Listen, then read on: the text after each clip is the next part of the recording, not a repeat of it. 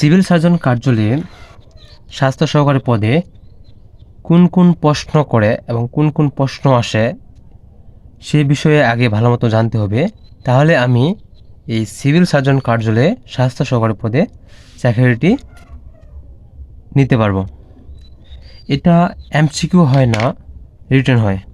কোনো কোনো জায়গায় এমসিকিউ হয়, আবার কোনো কোনো জায়গায় রিটেন হয়। আমাদের ইউটিউব চ্যানেল হচ্ছে বাংলা জব গুরু। আমার নাম অজয় চন্দ্র বর্মন। এখানে 80 মার্কের প্রশ্ন থাকবে এবং 90 মিনিট।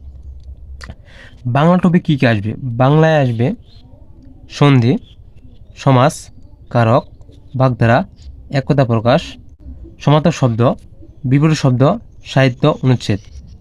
এগুলো আমি যদি ভালো মতো না পড়ে যাই তাহলে আমি চাকরির পরীক্ষায় টিকতে পারবো না।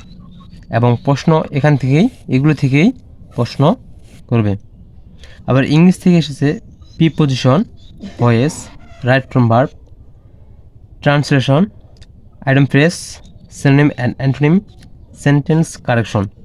এগুলো ভালো মতো পড়ে যেতে হবে।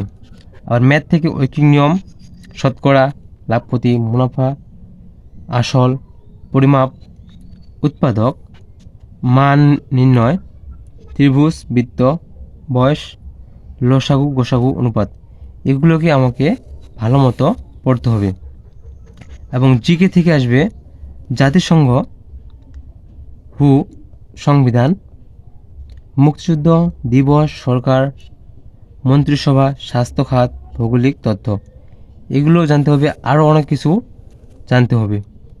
যে বিষয়ে আমরা পরীক্ষা দিব স্বাস্থ্য, সেই বিষয়ে ভালো মতো স্বাস্থ্য বিষয়ে কিছু জানতে হবে।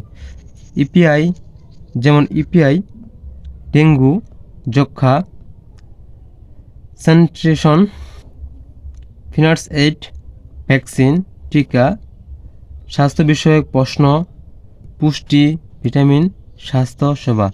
এই বিষয়ে ভালো মতো পরিচিত হবে। তাহলে আমরা চাকরিটি কনফার্ম করতে পারবো। এবং এইগুলোকে প্রশ্ন বারবার পড়তে হবে, বারবার প্র্যাকটিস করতে হবে, আর বেশি বেশি করে প্র্যাকটিস করতে হবে।